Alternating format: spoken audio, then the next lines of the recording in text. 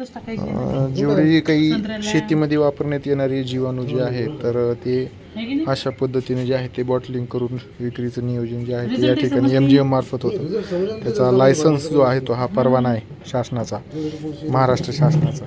आणि अशा पद्धतीने हे सगळं मॅटरचं मॅनोसोपोली असेल हे हुमणी अळीच्या नियंत्रणासाठी वापरलं जातं.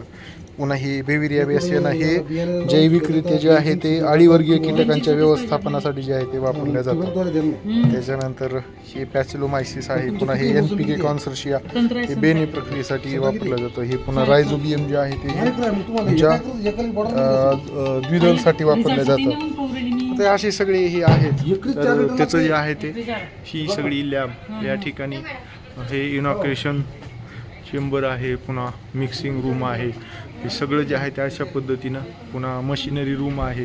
ह्याच्यामध्ये जे आहे ते हे लागणारं जे काही शेकर असेल, मेकॅनिकल शेकर आणि ह्या सगळ्या गोष्टी ह्या ठिकाणी आहेत.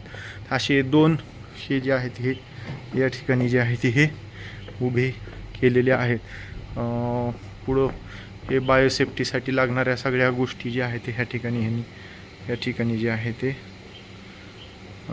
केलेल्या आहेत. पुन्हा या ठिकाणी कल्चर हे तयार करतात आणि पुढं जे आहे ते हे जीवाणू संघ तयार करायची जी आहे ती ही प्रयोगशाळा आहे.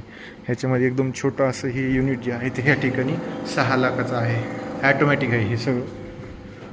पुन्हा हे मिक्सिंग रूम, बायो पेस्टिसाईडची पॅकिंग रूम, अशा पद्धतीनं स्टोअर रूम हे सगळं आहे.